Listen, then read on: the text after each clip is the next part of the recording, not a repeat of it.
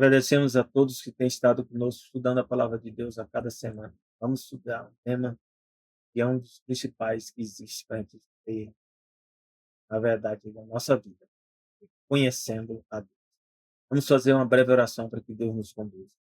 Nosso Deus e Pai esteja conosco, guia nos momentos que se seguem. Pedimos suas bênçãos, proteção e cuidado. Pedimos em nome de Jesus. Amém. Conhecer a Deus, né, de fato, é a questão fundamental da nossa existência. João 17,3, Jesus explica que está totalmente relacionada com a questão da vida eterna. E diz: a vida eterna é esta, que conheçam a ti, o único Deus verdadeiro, e a Jesus Cristo a quem enviaste. E João 10,14 diz: Jesus fala, eu sou o bom pastor, conheço as minhas ovelhas e das minhas ovelhas sou conhecido. Interessante aqui, mesmo, é que Jesus aqui não está querendo dizer que ele não é Deus, mas como ser humano, Jesus Cristo foi enviado pelo ser divino. E só há um ser divino. Nós vamos entender o significado disso. Mateus 7,20 diz: portanto, pelos seus frutos os conhecereis. Então, para a gente saber, de fato, que nós estamos no caminho correto do conhecimento de Deus, né, nós vamos ter que produzir frutos. Esses frutos vão ser para a salvação, para a vida eterna ou para a perdição, para a destruição eterna. E nós já vimos, né, para a vida eterna temos que conhecer a Deus. João 8,32 diz que conhecereis a verdade e a verdade vos libertará. Então, o caminho da divindade, né, de alcançar a divindade, conhecer a Deus, envolve conhecer a verdade. Somente assim nós, de fato, vamos ser livres. Livres de quê? Nós vamos entender também.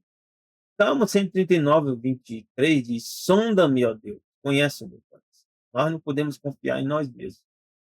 Nós estamos seguindo o caminho correto, porque nós já nascemos seguindo o caminho errado. Prova-me, conhece os meus pensamentos. Então a gente tem que estar sempre buscando a Deus orientação, que Ele possa avaliar nossa situação. Provérbios 2, de 3 a 5, diz que há um método, há um caminho para nós alcançarmos o conhecimento de Deus. Diz assim: se clamares por conhecimento, clamar em oração, em súplica, em oração. Se clamares por conhecimento e por inteligência alçares a tua voz. Então a gente tem que buscar conhecer a Deus, alcançar conhecimento, nos tornarmos inteligentes. Se como a prata a buscares, né, o conhecimento e a inteligência, como a tesouros escondidos a procurares, ou seja, com perseverança, com determinação. Então entenderás o temor do Senhor. E o temor aqui envolve o quê? Respeito a Deus como ser supremo. E acharás o conhecimento de Deus. Então, o conhecimento de Deus existe um caminho. Nós vamos entender que caminho é esse. Segundo Pedro 1, de 5 a 7, explica um pouco mais, diz assim: e vós também, pondo nisto mesmo toda a diligência. Então, a gente tem que buscar de forma diligente, perseverante. Acrescentai a vossa fé a virtude. Virtudes são dons que Deus nos dá. E a virtude, o conhecimento. Então, temos que ir fazendo gradativamente, buscando virtude, buscando conhecimento, com toda a diligência. E ao conhecimento, a temperança. Temos que nos tornar temperantes, né? Ou seja, equilibrados. A temperança, a paciência, para suportar as provações que a gente passa, né? Satanás sempre traz provações e mais provações. E a paciência, a piedade, ou seja, ver uns outros, né, assim como Deus vê a gente. E a piedade e o amor fraternal, ou seja, amar o próximo como a nós mesmos. E o amor fraternal, o verdadeiro amor. E 1 Coríntios 8,3 diz: mas se alguém ama a Deus, esse é conhecido dele. Então nós vamos ser conhecidos por Deus se nós amamos a Deus. Mas o que é amar a Deus? Também a Bíblia diz em Colossenses 2,3: em quem estão escondidos todos os tesouros da sabedoria e do conhecimento. Em quem está escondido? Em Jesus. Então, em Jesus estão escondidos todos os tesouros da sabedoria e conhecimento que nós temos que alcançar. Então, vamos agora buscar explicar os questionamentos que eu fiz aqui. Então temos que ter cada dia mais uma imagem mais clara de Deus. Isso sem oração, sem estudo da Bíblia, sem perseverança, sem determinação, sem busca, né? Não, nós não vamos alcançar. Gênesis 3, de 1 a 5, diz que Deus, né, colocou o homem no Éden, deu todas as condições, criou nós a imagem e semelhança dele, mas deu-nos capacidade de escolher. E Satanás se aproveitou dessa condição para fazer com que o homem caísse, a humanidade caísse. E aqui está o relato. Ora, a serpente era mais astuta que todos os animais do campo que o Senhor Deus tinha feito. Só que essa serpente aqui, a Bíblia, né, revela, né, que essa serpente, de fato, né, não estava sendo somente a serpente. Satanás estava envolvido diretamente com essa questão. E esta disse à mulher, ou seja, a serpente não fala, um animal não fala. Então, era um ser que tinha adquirido uma nova condição de falar. E disse à mulher, é assim que Deus disse, não comerei de toda a árvore do jardim. Já começou fazendo questionamento, né, desviando do que Deus tinha revelado. E disse a mulher à serpente, do fruto das árvores do jardim comeremos, mas do fruto da árvore que está no meio do jardim, disse Deus, não comereis dele, nem nele tocareis para que não morrais. Deus não tinha falado que não podia tocar. E nós vamos ver lá em Gênesis, a revelação mostra, Gênesis 2:17, que Deus proibiu, né, que não comesse, mas não tocar, não tem escrito isso, pelo menos aqui na Bíblia, né? Aqui, ó, Gênesis 2:16, 17 dizia, ordenou o Senhor Deus ao homem, dizendo, de toda a árvore do jardim comerás livremente, mas da árvore do conhecimento do bem e do mal, dela não comerás. Não está escrito aqui, dela não tocarás. Porque no dia em que dela comeres, certamente morrerás. Então aqui nós podemos entender que já houve uma deturpação na mente de Eva. E outro ponto, ela não desconfiou que estava conversando com Satanás. Isso é que é pior. Então a serpente disse à mulher, certamente não morrereis. Então Deus falou que morreria. Então vem um ser e diz que certamente, da teologia, certamente é que, com certeza, eu tenho certeza, não morrereis. Ou seja, aí é algo totalmente oposto do que Deus falou. Porque Deus sabe que no dia em que dele comer, se abrirão os vossos olhos. Onde é que Deus falou isso? Deus não falou isso para Eva, nem para Adão. É algo da cabeça da serpente, essa conversa aqui, esses argumentos. E sereis como Deus, sabendo o bem e o mal. Ou seja, é uma afirmação que Deus nunca tinha falado. Então, a gente tem que ter muito cuidado, a gente tem que se ater ao que Deus falou, não o que os outros falam, nem o que os outros interpretam do que Deus fala, e sim buscar saber o que Deus fala e permanecer com o que ele fala. João 8:44, Jesus explica quem é Satanás, quem é o diabo. O diabo significa enganador. Vós tende por paz ao diabo. Então, tem pessoas, meus irmãos, que infelizmente elas seguem tanto Satanás que passam a ser filhos dele. E Jesus disse que essas pessoas têm como pai o diabo. E quereis satisfazer os desejos de vosso pai. E Jesus revela, ele foi homicida, ou seja, assassino. Aqui no original, assassino. Desde o princípio, ele quis assassinar a Deus. E não se firmou na verdade. Então, né? Característica fundamental de Satanás é a mentira, porque Deus é a verdade. Então ele não se firmou na verdade, porque não há verdade nele. Então aí nós podemos entender lá que a serpente estava mentindo. Quando ele profere a mentira, ó, fala do que ele é próprio, porque é mentiroso e pai da mentira. Então nós temos que ter muito cuidado. Nós só vamos vencer Satanás se nós conhecermos a verdade. Como Jesus falou, conhecereis a verdade, aí você vai ser livre. No livro Patriarcas e Profetas, eu recomendo que você leia. Ellen White fala que página 287 nos dá um detalhe. Diz, desde o início do grande conflito, o propósito de Satanás tem sido representar mal o caráter de Deus. Ou seja, é o que ele fez lá com Eva. Tentou dizer que Deus era outra coisa. Que Deus estava tentando enganar Eva, não estava explicando de forma correta.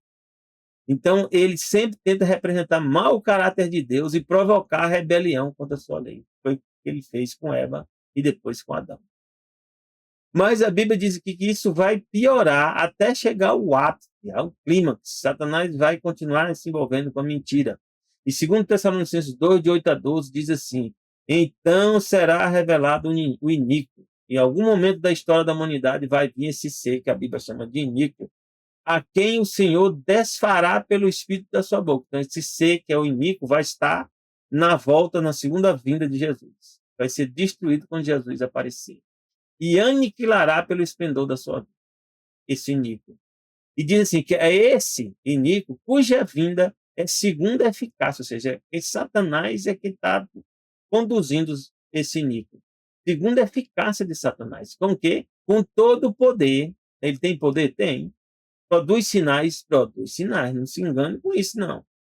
E prodígios de mentira. Então, no meio dos sinais, no meio dos poderes que são representados, no meio dos poderes que ocorrem, ele está sempre com a mentira por detrás. Não que aquilo não esteja correndo, que aqueles sinais não estejam correndo, eles vão estar correndo. Mas por detrás de tudo, Satanás está envolvido. E diz, com todo engano da injustiça, ou seja, envolvendo com engano, para os que perecem. Então, Satanás está trabalhando de forma para as pessoas que vão se perder e não vão aceitar o evangelho. Porque aí a Bíblia diz, por que eles se perdem? Porque não receberam o amor da verdade. Então tem que amar a verdade para ser salvo. E por isso Deus lhes enfiará a operação do erro. Por que Deus envia a operação do erro? É Deus que envia?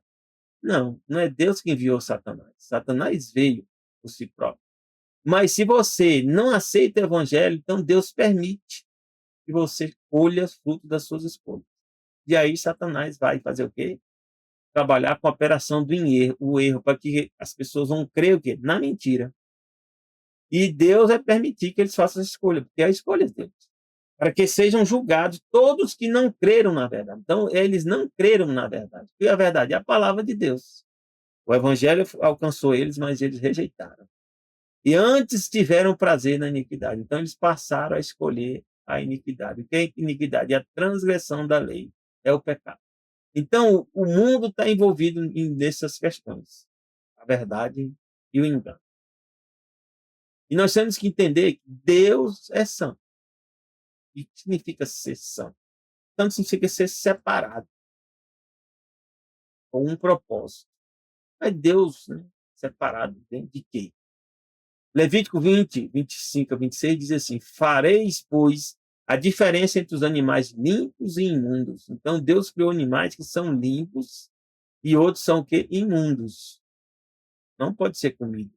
Entre as aves imundas e as aves limpas. Isso ainda continua valendo. A natureza desses animais não mudou. Alguns dizem, não, Deus chegou lá, né, em Atos e deu uma visão dos animais. Não, Deus não deu essa visão. Que podia comer qualquer coisa, não. E o próprio Pedro explica lá que a visão não tinha nada a ver com os animais, tinha a ver com pessoas. Então, o princípio, né, dos animais limpos e imundos continua vigorando. E vossas almas não fareis abominável por causa dos animais. Então, nós não devemos nos envolver comendo alimentos, animais que são o quê? Imundos. Porque a gente vai se tornar o quê? Abomináveis por causa desses animais. Ou das aves, ou de tudo que se arrasta sobre a terra. Não pode ser comido. E Deus fala aqui, as quais coisas apartei de vós. Então, se isso valia no passado, continua valendo hoje. Para tê-las por imundas. E ser-me-eis santos. Então, o que nós comemos também faz parte da santidade. O que nós bebemos, o que nós vestimos, o que nós fazemos. Por isso que diz a Bíblia, quer comais, quer bebais, façai qualquer coisa para a glória de Deus. E isso significa ser santo, separado. Porque eu sou santo, Deus está dizendo aqui, vocês têm que ser santos também. E vos separei dos povos para seres meus. Então, nós, para fazer parte do povo de Deus, nós devemos nos deixar para trás muitas das coisas. Meus irmãos. 1 Samuel 2,2 diz, não há santo como o Senhor, porque não há outro fora de ti. Não tem ninguém fora de Deus. Só há Deus. A rocha e rocha nenhuma há como o nosso Deus. Amém? Aqui, em Isaías 57, 15 e 16, diz assim, Porque assim diz o alto e o sublime. Nosso Deus se revela como o alto, o sublime. Que habita em quê? Na eternidade. Que maravilha. Cujo nome é santo. Ou seja, o nome de Deus é santo. E qual é o nome de Deus? E a Bíblia vive traduzindo a palavra Senhor. Não é o nome de Deus, não é Senhor. Num alto e santo lugar habita, como também com o contrito e abatido de espírito. Deus habita naquele lugar alto, mas também com as pessoas que são o quê? Contritas, que têm o coração abatido de espírito, para vivificar o espírito dos abatidos e para vivificar o coração dos contritos. São aquelas pessoas que têm comunhão com Deus, são humildes. Porque não contenderei para sempre, nem continuamente me indignarei. Porque o espírito perante a minha face se desfaleceria. Ia dizer as almas que eu fiz. No original, a palavra almas aqui é nechamar. Nechamar. Nechamar é sopro ou espírito. Em algumas traduções, né? Traduz aqui almas, né? Mas no original está escrito sopro ou espírito. Então, ou fôlego de vida. Então, as almas são as pessoas, né? Que Deus criou pelo sopro da boca dele. Em Gênesis 2, né? 7, Deus fala isso. Criou o ser humano. E aqui Apocalipse 4:8 diz, e os 4 animais tinham cada um de per si 6 asas. E ao redor e por dentro estavam cheios de óleo. São animais que Deus criou, diferente dos que tem na face da terra. Tem o quê? 6 asas. Estão relacionados com os anjos. Né? Também está chamando de animais. Né? Interessante. Então, a serpente, a Bíblia chama Satanás, ou Lúcifer, né? O diabo, a antiga serpente. E aqui diz que esses animais tinham 6 asas, estavam com cheio de olhos, não descansavam nem de dia nem de noite, dizendo: Santo, Santo, Santo é o Senhor Todo-Poderoso, que era, que é e que há de vir. Então, a serpente, Satanás, a Bíblia chama de Satanás, é a antiga serpente, está lá em Apocalipse, vamos ver. E a Bíblia também está chamando de animais, e em alguns lugares chama de anjo. Antes, na verdade, no original é mensageiro. Né? Mensageiro. Então, Apocalipse 12, ó. Apocalipse aqui 12 fala, né, que é a antiga serpente, Satanás é a antiga serpente. Então, lá diz que uma serpente foi conversar com Eva. Né? Então, aqui fala, né, ó, e houve batalha no céu, Apocalipse 12, 7, e Miguel, que é o nome de Jesus, como ser humano, o nome dele divino é Miguel, significa quem é como Deus, e seus anjos batalhavam contra o dragão, e batalhavam o dragão e seus anjos. Eles não prevaleceram, nem mais o seu lugar se achou no céu. E disse que foi precipitado o grande dragão. E aí a Bíblia diz que é a antiga serpente. Então, aquela serpente que conversou com Eva, quem é? É o dragão. E chamado de quê? Diabo. Significa o quê? Enganador. E Satanás significa o quê? Adversário. Que engana todo mundo e foi precipitado na terra e os seus anjos foram lançados com ele. Mas aqui na Bíblia fala também, né? Que esses seres aqui são 4 animais, né? Que tinham 6 asas. Então, a serpente é um animal. Então, o anjo pode estar relacionado aqui com um animal, uma serpente com asas. Então, Lúcifer era um anjo, era um mensageiro. Interessante, né? 1 Pedro 1:15-16 diz: Mas como é santo aquele que vos chamou, sede vós também santos em toda a vossa maneira de viver. Então, Deus nos chamou para ser santo e quer que nós sejamos santos na nossa maneira de viver. Isso envolve o que nós comemos, o que nós bebemos, o que nós pensamos, o que nós fazemos. Tudo isso envolve a questão de ser santo. Porquanto está escrito, sede santos, porque eu sou santo. Então, Deus criou a mim e a você para ser santo. Mas como nós, sendo pecadores, vamos ser santos? Deus tem um plano. Para Deus nada é impossível. Mesmo no meio do pecado, Deus vai alcançar a vontade dele na minha vida e na sua vida. Bem? Deus é amor. João 15:10 diz: se guardardes os meus mandamentos, permanecereis o quê? No meu amor. Então, o que é amor? Não é o que a gente pensa. Amor é guardar os mandamentos de Deus, fazer a vontade dele. Isso aqui é amor. E diz, do mesmo modo que eu tenho guardado os mandamentos do meu Pai. Então, Jesus, ao se tornar ser humano, ele também obrigou-se a si próprio a guardar os mandamentos de Deus como um ser humano. E, meu Deus do céu, que misericórdia de Jesus para conosco, né? Deus o Pai. Jesus se limita, torna um ser humano e agora ele também tem que guardar os mandamentos. Não que ele já não guardasse, né? Mas é porque ele era o próprio mandamento. Agora, ele tem que viver como nós, como ser humano, guardar os mandamentos. E ele está dizendo, eu estou vivendo, eu estou guardando e permaneço no amor do meu Pai. Então, o que é amor? É guardar os mandamentos. 1 João 5,3 de novo diz novamente, porque esse é o amor de Deus. O que é amor de fato? E guardemos os seus mandamentos. Então, a partir de agora, se você não entende o que é amor, não é o que o mundo fala, não é o que as pessoas falam, né? Não é um relacionamento entre pessoas. Isso não é amor. Isso é uma fração do amor, é uma pequena porção do amor. Amar é guardar os mandamentos de Deus, é fazer a vontade de Deus. Isso é amor. E os seus mandamentos não são pesados. Segundo João 1,6 diz, e o amor é este, novamente, que andemos segundo os seus mandamentos. Então, isso aqui é amor. Então, se você está guardando os mandamentos de Deus o melhor possível, você está amando a Deus. E diz, este é o mandamento, como já desde o princípio ouviste, que andeis nele. 1 Timóteo 1,5 diz, ora, o fim do mandamento, ou seja, a finalidade, qual é o propósito do mandamento? É o amor de um coração puro. Então, Deus nos ensina a guardar os mandamentos, porque nós perdemos isso no Éden, no pecado. O pecado é a transgressão da lei. O que é a lei é os mandamentos. Mas Deus está dizendo que o alvo, o objetivo principal é nós amarmos. E que é o que é amar? Guardar os mandamentos. E de uma boa consciência e de uma fé não fingida. Isso é um processo. Nós não somos perfeitos. Nós não vamos alcançar isso de uma hora para outra. Mas esse é o caminho que nós temos que trilhar. 1 Coríntios 13,4 diz, o amor é sofredor. Isso aqui já é consequência de guardar os mandamentos. Uma vez que você escolhe guardar os mandamentos de Deus e recebe poder para fazer isso, você vai ser o quê? Vai ser um sofredor. Terá um amor que é sofredor. Terá um amor que será benigno, ou seja, bom. Terá um amor que não é invejoso. Terá um amor que não trata as pessoas com leviandade. É um amor que não se ensoberbece, não se exalta. Romanos 13,10 diz, o amor não faz mal ao próximo. Então, guardar os mandamentos é não fazer mal ao próximo.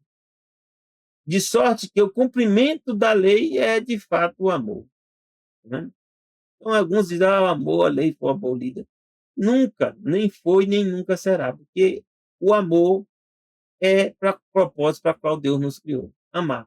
E amar é guardar os mandamentos. 1 João 4,16 diz, e nós conhecemos e cremos que no amor que Deus nos tem. Qual é? Deus é amor. Então, Deus, a expressão do amor de Deus é o quê? Os mandamentos dele. E quem está em amor está em Deus e Deus nele. Como é que a gente está em amor? Ali fala que nós guardamos os mandamentos. Então, guardar os mandamentos é o fruto, que lá vemos lá, pelos frutos conhecereis. Se nós estamos conseguindo guardar os mandamentos, significa que nós estamos trilhando o caminho. Não está dizendo que nós somos perfeitos, mas estamos trilhando o caminho. 1 Pedro 4 diz, mas sobretudo, tende ardente amor uns para com os outros, porque o amor cobrirá a multidão de pecados. Então, o amor, ou seja, guardar os mandamentos, vai cobrir a multidão de pecados. Vai impedir a gente de pecar. 1 João 4,18 diz, no amor não há temor. Antes, o perfeito amor lança fora o temor. Porque o temor tem consigo a pena. Que pena é essa? É a quebra dos mandamentos. O que teme não é perfeito em amor. Mas nós somos falhos. A Bíblia diz, né, que nós somos pecadores. A Bíblia diz também que nós devemos perseverar a cada dia. Mas o objetivo, o alvo que Deus nos criou é esse. Amar, guardando os mandamentos de Deus. Romanos 12,9 diz, amor não seja fingido. E o fingimento envolve o quê? A mentira e o engano. Que vem de quem? De Satanás. Aborrecer o mal. Como é que a gente aborrece o mal? Guardando os mandamentos. E aí nós estamos aborrecendo o mal. E apegai-vos ao bem. O que é o bem? É guardar os mandamentos. Então, meus irmãos, Deus cria todas as coisas com leis. Tudo que existe no universo segue leis. A gente não percebe, mas tudo que existe está seguindo leis. O desobediente que existe somos nós. Mas Deus criou um plano para restaurar isso, para que nós possamos também viver, ter vida eterna. Gênesis 1:1-2 diz assim: no princípio, pela Reshit, no começo, no primeiro, ou seja, no começo de tudo, criou Deus os céus e a terra. Na original, a palavra Deus aqui é Elohim, que é deuses, o ser divino. E a terra era sem forma e vazia. Então, eles tinham uma condição quando Deus criou. E havia trevas sobre a face do abismo. Deus cria e depois ele cria novamente, baseado nas coisas que ele já criou, ele altera de acordo com a vontade dele. E o Espírito de Deus, que é aqui o Espírito Santo, que alguns acham que só passou a existir quando era lá na época que Jesus veio, ou depois que Jesus veio. Não, a Bíblia diz que o Espírito de Deus, que é o Espírito Santo, se movia sobre a face da terra. Desde quando? Desde sempre. O Espírito Santo esteve fazendo parte da divindade. Desde sempre. Aqui, quem não está revelado de forma clara é Jesus. Porque Deus, o Pai, nós está vendo aqui, né? O Espírito de Deus também. O único que a gente não vê de forma claramente é Jesus. Mas nós vamos ver depois. Gênesis 2:7-9 diz: e formou o Senhor Deus o homem do pó da terra. A palavra Senhor aqui, sabe o que é? É Iavé. Não é Senhor. Como eu falei, o nome de Deus não é Senhor, é Iavé. Significa eu sou o que sou, ou serei o que serei. E Deus significa lá no original Elohim, deuses, ou ser Iavé, o ser eterno Iavé. Formou o homem do pó da terra. Então a tradução correta é essa: o ser eterno Iavé formou o homem do pó da terra e soprou em suas narinas o fôlego. E lá a palavra Neshama, que é aquela que a gente viu antes, né? Que Deus se ia desfalecer. Ou seja, o fôlego que Deus nos dá desfalece se Deus, né, continuar, né, prendendo a gente. Uma hora a gente desfalece. O fôlego que Deus nos dá, ele vai e desfalece. E a nossa vida também desfalece. E diz: o homem foi feito no original que nefesh, alma, palavra alma. Nós não temos alma, nós somos feito alma vivente. Nefesh no original é vida, alma, criatura, mente, ser vivo. Então, o ser vivo, vivente, ou seja, o ser no original, né? Alma, nós somos alma vivente. Nós não temos alma. E diz: plantou o Senhor Deus um jardim no Éden, do lado oriental, e pôs ali o homem que tinha formado.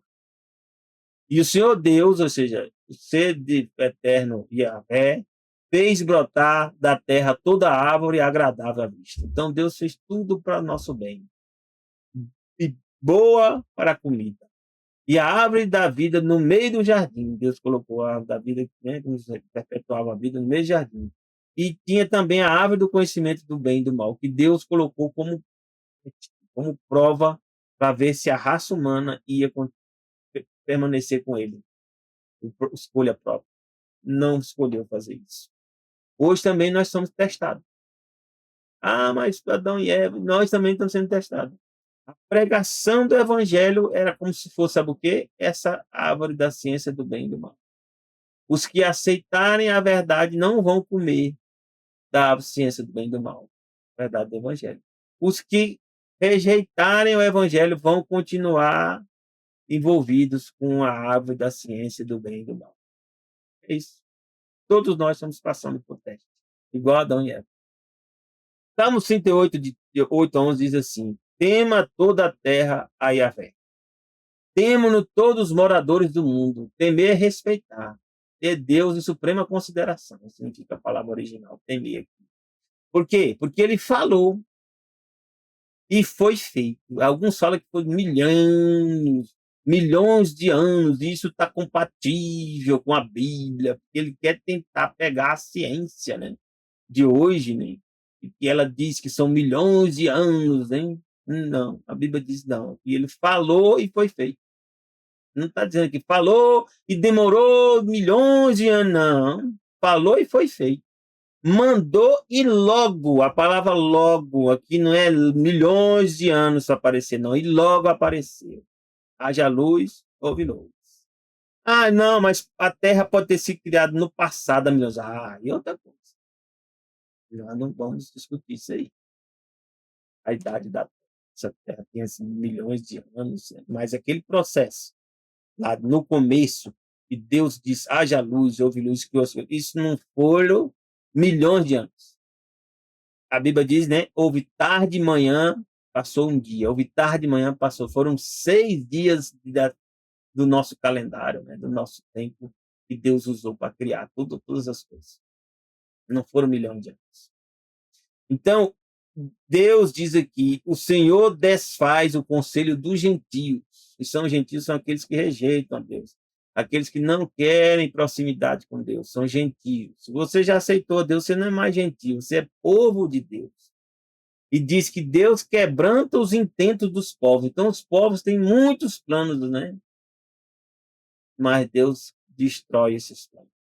E diz: o conselho do Senhor é aquele que permanece para sempre. Ou seja, o conselho é vontade, a decisão de Deus. Essa, de fato, é que vai permanecer para sempre.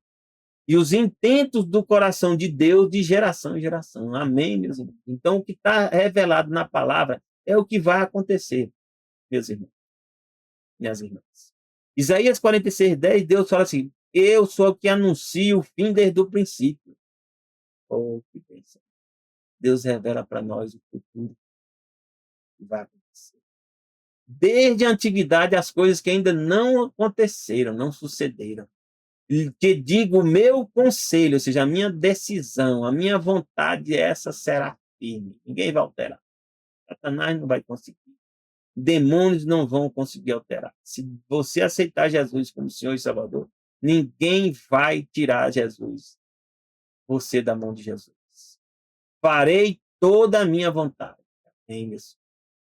Provérbios 21:30 diz: não há sabedoria, nem inteligência, nem conselho contra o Senhor. Você pode estar sendo atacado, meu irmão, porque você aceitou Jesus, ou minha irmã. Você pode estar sofrendo, você pode passar por provações, que todos nós vamos passar. Mas não dá descanso para aqueles que seguem a Deus. Mas a sabedoria dele, a inteligência dele e o conselho dele não vai vencer a Deus. Ninguém consegue vencer a Deus. E aqueles que estão com Deus, esses de fato serão os vencedores. Você quer fazer parte desse grupo? Eu já faço parte. Se você não faz parte ainda, escolha fazer parte. Faça uma oração agora na sua mente, diz: Senhor, eu quero fazer parte do povo de Deus. Eu aceito o Senhor como Senhor e Salvador. E se você ainda não batizou, se batize, para cumprir a ordem do que ele deu. E passe a fazer a vontade de Deus e guardar os mandamentos dele, que está onde? Revelado na Bíblia. E aqui Deus diz para mim e para você, João 14:6-9, quem é esse Deus que nós temos que conhecer? Aqui está aqui, ó, João 14:6-9. Diz Jesus: eu sou o caminho. Não falei antes de um caminho? Nós temos que trilhar um caminho. Quem é o caminho? Jesus disse: eu sou o caminho.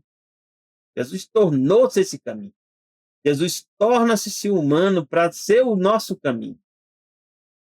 Ele diz: eu sou a verdade. Se ele é a verdade, Satanás é o quê? A mentira. Então não há ligação entre Jesus e Satanás e a serpente. E ele diz: mas eu sou a vida. Que vida é essa? A vida eterna, a vida verdadeira.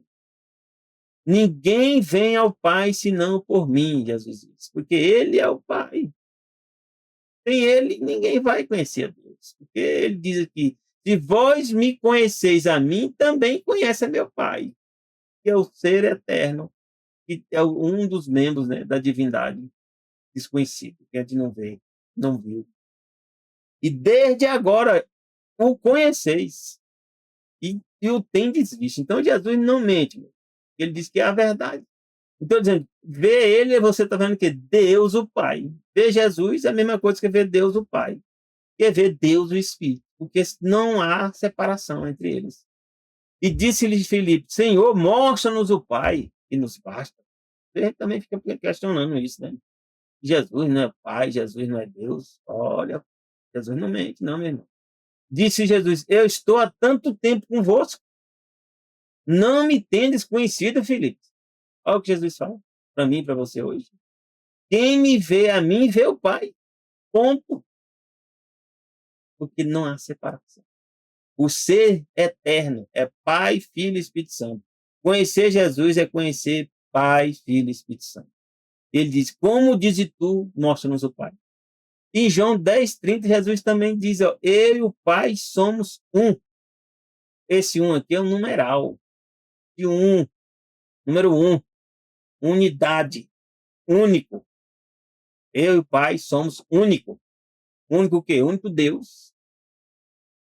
Apocalipse de 2:13, Jesus diz: Eu sou o alfa e o ômega, ou seja, o princípio e o fim, o primeiro e o derradeiro. Esse título aqui só pode ser usado pelo ser eterno. É usado pelo Pai? É. Usado pelo Espírito? É. Só pode ser usado por eles. E diz aqui, em Deuteronômio 6:4-5, ouve Israel, Yahvé, nosso Deus, ó, nosso Elohim, no original, é o único, a palavra única que é Shad, Senhor. Elohim pode ser traduzido como seres divinos, governantes, Deus ou ser divino. Então, aqui o correto é Yahvé é nosso ser divino, o ser eterno. E Echad aqui significa que número um. Como Jesus falou, eu e o Pai somos um. Esse um aqui é de único. Então, é o único, por isso que traduziram único. Ó. Aquele Echad lá, único é o mesmo lá, eu e o Pai somos único. Somos único. Por quê? É o plural que é um. Deus, Pai, Filho e Espírito Santo é um Deus. Não há mais Deus. Não tem deuses. Isaías 7,14 diz: Portanto, o mesmo Senhor vos dará um sinal. Eis que a virgem conceberá e dará à luz um filho, e chamará o seu nome que Emanuel. O plano de Deus foi o que? Jesus tornasse Deus conosco. Ainda tem mais. Apocalipse 21:7 dizia: ouvi uma grande voz do céu, que dizia: eis aqui o tabernáculo de Deus com o homem. O tabernáculo, sabe o quê? Ele fica morada, o lugar onde Deus vai habitar conosco. Pois com eles habitará, tá vendo? Habitará. Eles serão seu povo, e mesmo Deus estará com eles. Jesus veio, meus irmãos, cumprir isso aqui. Algo que a humanidade anseia, a presença de Deus. E Jesus disse: eu vou dar isso para vocês. Antes de eu ir embora, vou dar para vocês o que? O Espírito Santo. Não vos deixarei órfãos. Então, o Espírito Santo é Deus habitando em mim e você, guiando a nossa mente. Oh, glória. E esse será o seu Deus. E Jesus ainda diz: quem vencer herdará todas as coisas, porque vai ser meu filho.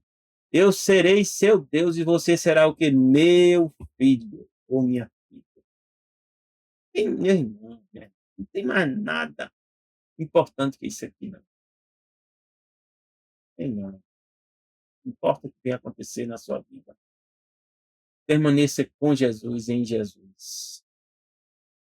No livro aqui, Testemunho para a Igreja diz assim: todo amor paternal que veio de geração em geração por meio do coração humano, toda fonte de ternura que se abriu na alma do homem, não passam de tênue riacho em comparação com o ilimitado oceano, que é Deus, quando postos ao lado do infinito e inesgotável amor de Deus. A língua não consegue exprimir, nem a caneta é capaz de descrever. Estamos passar a eternidade mesmo, olhando para Deus, conhecendo Ele e nos maravilhando. Pode-se meditar nele todos os dias de nossa vida. Nós temos que fazer isso. É isso que Ele quer, que a gente esteja sempre meditando nele, para que o Espírito Santo habite em mim e em você. Pode-se examinar diligentemente as Escrituras. Nós temos que fazer isso diariamente, a fim de compreendê-lo mais e mais. Pode-se reunir toda a faculdade, o poder a nós concedidos por Deus na sua mente, no esforço de compreender o amor e a compaixão do Pai Celeste. E esse amor aqui não é que é o amor do mundo, não. O que é amor é guardar os mandamentos. Então, compreender o amor de Deus é conhecer a vontade de Deus. E todavia existe ainda o infinito para além. Que bem. Pode-se estudar por séculos esse amor. No entanto, jamais se poderá compreender plenamente a extensão, a largura, a profundidade e a altura do amor de Deus em dar seu filho para morrer por mim. Meus irmãos, isso aqui é algo muito sério, muito profundo. Nós estamos condenados à morte eterna e Deus interviu. Deus tomou uma decisão. Não, eles vão ser meus filhos. Eles vão viver comigo e eu vou habitar neles. A própria eternidade nunca poderá bem revelar. No entanto, ao estudarmos a Bíblia, meditarmos sobre a vida de Jesus e o plano da redenção, foi o que nós ficamos aqui meditando esse tempo, pouco tempo aqui. Esses grandes temas vão se desdobrar cada vez mais ao nosso entendimento. E aí nós vamos, meus irmãos, essas coisas que ocorrem conosco, essas provações para nós vão ser o quê? Nada. Eu estou passando por muitas provações, Deus sabe a dificuldade. Mas eu vou seguir em frente. Efésios 4, 13 e 15 diz: até que todos cheguemos à unidade da fé. Esse é o plano para Deus, para mim e para você. Chegarmos à unidade da fé. E ao conhecimento do Filho de Deus. Conhecer Jesus é conhecer ao ser eterno. Ao homem perfeito. A medida da estatura completa de Cristo. Aí nós vamos entender quem é Deus. Para que não sejamos mais meninos inconstantes. Então, as provações depois não vão nos atingir mais. Satanás vai perder a batalha.